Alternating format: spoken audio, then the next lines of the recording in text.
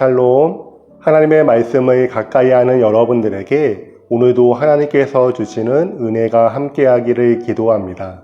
제가 기도하겠습니다. 하나님 아버지 감사합니다. 오늘 하루도 하나님의 말씀과 기도로 하루의 시작을 열 수 있는 은혜를 허락하여 주시니 감사드립니다. 목마른 사슴이 시냇물을 찾듯이 우리의 영혼이 이 시간 하나님을 갈망합니다. 말씀으로 우리를 채워주시고 하나님으로 충만케 되어지는 은혜의 시간 될 수 있도록 복 내려 주옵소서. 감사드리며 예수님의 이름으로 기도합니다. 아멘.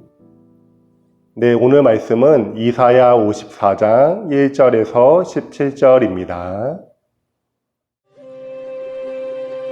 잉태하지 못하며 출산하지 못한 너는 노래할지어다. 산구를 겪지 못한 너는 외쳐 노래할지어다. 이는 홀로 된 여인의 자식이 남편 있는 자의 자식보다 많음이라 여호와께서 말씀하셨느니라. 내 장막틀을 넓히며 내 초소의 휘장을 아끼지 말고 널리 펴되 너의 줄을 길게 하며 너의 말뚝을 견고히 할지어다. 이는 내가 좌우로 퍼지며 내 자손은 열방을 얻으며 황폐한 성읍들을 사람 살 곳이 되게 할 것임이라. 두려워하지 말라. 네가 수치를 당하지 아니하리라. 놀라지 말라. 네가 부끄러움을 보지 아니하리라. 네가 내 젊었을 때 수치를 잊겠고 과부 때 치욕을 다시 기억함이 없으리니. 이는 너를 지으신 이가 내 남편이시라. 그의 이름은 만군의 여호와시며 내 구속자는 이스라엘의 거룩한 이시라. 그는 온 땅의 하나님이라 일컬음을 받으실 것이라. 여호와께서 너를 부르시되 마치 버림을 받아 마음에 근심하는 아내, 곧 어릴 때의 아내가 되었다가 버림을 받은 자에게 함과 같이 하실 것임이라. 내 하나님께서 말씀하셨느니라. 내가 잠시 너를 버렸으나 큰 궁일로 너를 모을 것이요, 내가 넘치는 진노로 내 얼굴을 내게서 잠시 가렸으나 영원한 자비로 너를 긍휼히 여기리라. 내 구속자 여호와께서 말씀하셨느니라. 이는 내게 노아의 홍수와 같도다.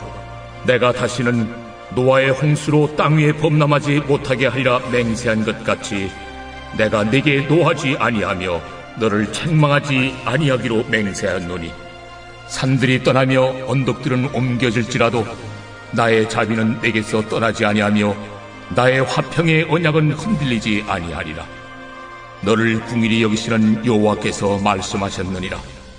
너 곤고하며 광풍에 요동하여 안위를 받지 못한 자여, 보라, 내가 화려한 채색으로 내 돌 사이에 더하며 청옥으로 내 기초를 쌓으며 홍보석으로 내 성벽을 지으며 석류석으로 내 성문을 만들고 내 지경을 다 보석으로 꾸밀 것이며 내 모든 자녀는 여호와의 교훈을 받을 것이니 내 자녀에게는 큰 평안이 있을 것이며 너는 공의로 설 것이며 학대가 내게서 멀어질 것인즉 내가 두려워하지 아니할 것이며 공포도 내게 가까이하지 못할 것이라.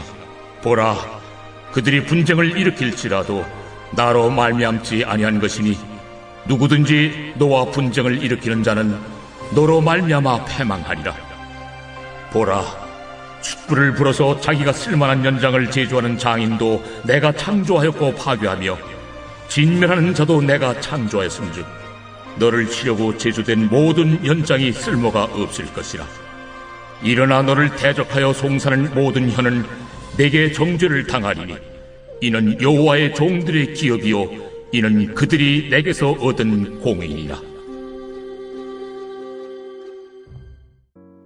성경에는 하나님과 하나님을 믿는 우리 사이를 보여주는 여러 상징들이 있죠. 주인과 종, 아버지와 아들, 그리고 남편과 아내입니다. 오늘 본문에서는 하나님과 우리 사이를 남편과 아내로 말하고 있습니다. 1절을 보시면 우리를 아내로 말하면서 이런 아내로 말하고 있죠. 잉태하지 못하며 출산하지 못하며 상고를 겪지 못한 아내로 말하고 있습니다. 아이를 가지지 못한 여자임을 강조해서 이야기하고 있죠. 당시에는 자녀가 없는 것은 여자에게 있어 큰 수치였습니다. 어떤 죄를 지어 하나님의 심판을 받아 자녀가 없다라고 보았기 때문이죠. 그래서 1절 중간에 보시면 홀로 된 여인이라고 합니다. 자녀가 없어서 남편에게 버림을 받은 것이죠. 자녀가 없어서 수치를 겪는 여인들이 성경에 종종 나옵니다. 대표적인 여인이 한나이죠. 한나는 남편에게 큰 사랑을 받습니다. 하지만 자녀가 없는 것 때문에 상심하고 수치스러워하죠. 여러분들을 상심하게 만들고 수치스럽게 하는 것에는 무엇이 있습니까? 과거에, 그리고 요즘 그렇게 만드는 것에는 무엇이 있으십니까? 그런 우리들을 향해 노래를 하라라고 합니다. 5절에서는 두려워하지 말라, 놀라지 말라, 수치와 부끄러움을 당하지 않게 하리라 라고 하시죠. 왜냐하면 1절 중간에 홀로 된 여인의 자식이 남편 있는 자의 자식보다 많음이라 라고 하십니다. 자녀가 없었는데 이제는 많아질 것이기 때문이죠. 그래서 2절처럼 장막터를 넓히며 처소의 휘장을 아끼지 말고 넓히 펴라 라고 말씀하십니다. 당시에는 여성들이 가족들이 지내는 장막을 세우는 일을 했습니다. 자녀들이 많이 생길 것이기 때문에 장막을 넓히라 라고 말씀하시는 것이죠. 자녀가 없어서 평생을 수치스럽게 살아가고 있는데, 그리고 남편에게 버림을 받고 홀로 되어서 자녀를 낳을 수가 없는데, 그런 우리들에게 자녀가 많아질 것이다 라고 말씀하고 계십니다. 어떻게 이런 일이 일어날 수 있을까요? 그 이유는 바로 하나님께서 우리의 남편이 되시기 때문입니다. 5절에 이른 너를 지으신 이가 내 남편이시라. 그의 이름은 만군의 여호와이시며 내 구속자는 이스라엘의 거룩한 이시라. 그는 온 땅의 하나님이라 일컬음을 받으실 것이라 라고 말씀하시죠. 우리의 남편이신 하나님을 가리켜 너를 지으시니, 그리고 내 구속자라고 합니다. 우리를 정성껏 지으시고 낳으신 것이죠. 또한 우리의 가장 가까운 친족과 같은 구속자가 되십니다. 우리를 향한 하나님의 특별한 애정이 있음을 말하고 있습니다. 우리를 사랑하시기 때문에 우리를 아내로 맞이하고 자녀를 낳게 하여 수치를 면하게 하고 싶으신 것입니다. 하지만 여러분, 사랑한다고 해서 결혼까지는 할 수가 있죠. 하지만 자녀를 낳게 할 수는 없는 것입니다. 이것은 사람의 힘으로 불가능하죠. 하지만 우리의 남편은 하실 수가 있으십니다.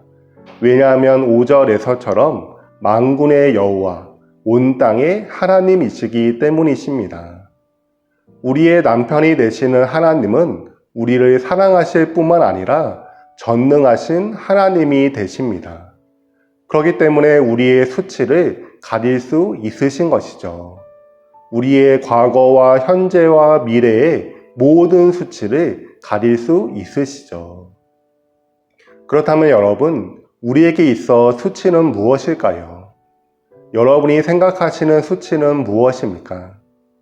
오늘 본문을 근거로 우리가 생각해 보면 지금 이스라엘은 멸망을 당한 상황입니다. 바벨론에 의해 포위 공격을 당하고 끔찍하게 잔혹하게 멸망을 받았죠. 그리고 포로로 끌려가 타국에서 노예가 된 상황입니다. 이것이 이스라엘의 수치였을까요? 그렇다면 이스라엘의 수치를 가리는 것은 바벨론을 멸망시키는 것이죠. 또한 포로된 이스라엘 백성들에게 자유를 주는 것이고, 다시금 이스라엘이 다윗 때와 같은 영광을 누리는 것이죠. 물론 이런 것이 수치를 가리는 것이 될 수가 있습니다. 하지만 이스라엘의 진짜 수치는 따로 있었습니다. 7절을 보시면 내가 잠시 너를 버렸으나 라고 말씀하십니다. 그리고 8절에서는 내가 넘치는 진노로 내 얼굴을 내게서 잠시 가렸으나 라고 하시죠. 사랑하는 성도 여러분, 진짜 수치는 하나님께서 자신의 얼굴을 가리시는 것입니다. 하나님과의 교제가 끊어지는 것이죠. 우리를 지으시고 우리의 구속자이신 하나님, 만군의 여호와이시면 온 땅의 하나님이신 그분과 단절이 되는 것이죠. 그러기에 여러분, 하나님의 영원한 사랑은 하나님의 얼굴을 다시 우리에게로 돌이키시는 것입니다. 하나님께서 우리의 수치를 가리시는 것은 단지 우리에게 무엇인가를 더 주시고 부귀 영화를 누리게 하시는 것이 아니라 하나님과의 관계를 다시금 회복시켜 주시는 것이죠. 다시금 우리를 향하여 얼굴을 돌이키시는 것입니다. 사랑하는 성도 여러분, 어떤 인간관계에서 받은 상처가 여러분들을 수치스럽게 만듭니까? 어떤 해결되지 않는 일과 문제가 여러분들을 상심하게 만들고 있습니까? 하나님 안에서 그 모든 것을 다 용서하고 용납할 수 있습니다. 우리는 이겨낼 수가 있죠. 만군의 여호와, 온 땅의 하나님께서 나를 향해 특별한 애정, 영원한 사랑을 가지고 계신다는 이 진리가 우리를 자유하게 합니다. 우리는 다 이해할 수 없지만 하나님의 크신 뜻이 있음을 믿고 하나님께 우리의 마음과 상처와 아픔을 다 맡겨드릴 수 있습니다. 하나님과의 관계가 회복이 되면 우리 안에 있는 수치가 더 이상 수치가 되지 않습니다. 도리어 하나님의 사랑을 믿으며 하나님의 크신 뜻이 있음을 믿을 수 있는 믿음의 발판이 되죠. 11절을 보시면 공고하며 광풍에 요동하여 안위를 받지 못한 우리에게 하나님께서 성을 주신다라고 말씀하십니다. 그 성은 11절과 12절을 보시면 온갖 보석으로 꾸며진 아름다운 성입니다. 강한 성이죠. 하지만 여러분, 아무리 강하고 아름다운 성도 하나님께서 함께하지 않으시면 다 무너지게 됩니다. 천년의 요새인 예루살렘 성이 그러했죠. 하나님의 성전도 하나님께서 떠나시자 다 빼앗기게 되고 무너지게 됩니다. 성전과 율법이 있다는 것만 자랑했지 정작 하나님께 순종하지 않자 멸망을 당한 것이죠. 이런 것들이 우리에게 평안을 주지 못하는 것입니다. 13절에서 내 모든 자녀는 여호와의 교훈을 받을 것이니 내 자녀에게는 큰 평안이 있을 것이며 라고 하시죠. 하나님의 교훈을 받을 때, 즉 하나님과의 관계가 회복이 되어 하나님의 말씀을 배우고 순종하며 하나님을 닮아갈 때 우리에게 평안이 임한다 라고 하십니다. 사랑하는 성도 여러분, 수치를 가리기 위해 다른 무엇인가로 여러분을 치장하지 마시기를 바랍니다. 성공으로, 명예로, 자녀로, 그 무엇으로도 여러분을 치장하지 마시기를 바랍니다. 수치와 상처를 가리기 위해 오히려 분노를 내거나 아니면 속으로 그 모든 것들을 삭히고 살아가지 마시기를 바랍니다. 정말 우리에게 중요한 것은 하나님과의 관계입니다. 그 하나님과의 관계 속에서 우리의 정체성을 세워가고 우리의 참된 모습을 발견해 나가야 합니다. 하나님과의 관계에서 여러분의 정체성은 무엇입니까? 여러분들은 하나님의 자녀이고 하나님의 종이며 하나님의 아내입니까? 그렇다면 친밀한 관계를 누리고 계십니까?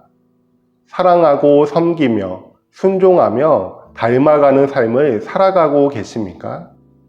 하나님과 친밀한 관계를 매일 쌓고 누리시기를 바랍니다. 하나님의 아내로서 우리는 하나님의 영원한 사랑을 받으시는 것을 믿으시기를 바랍니다. 그 하나님께서 전능하신 하나님이신 것을 믿으시기를 바랍니다.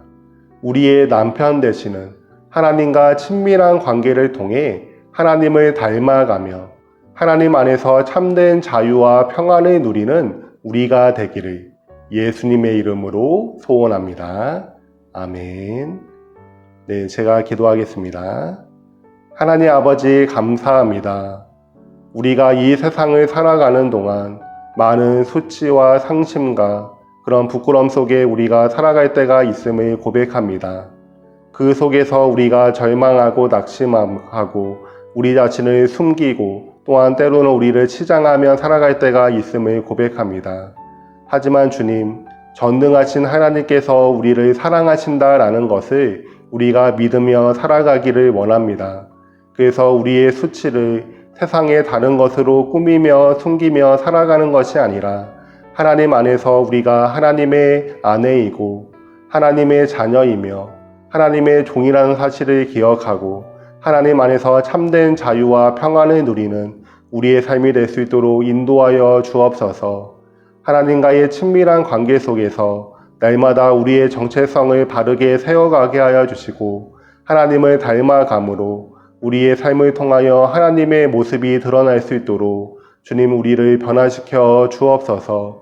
오늘 하루도 우리를 인도하시며 우리와 함께 하실 주님을 찬양하며 예수님의 이름으로 기도합니다. 아멘.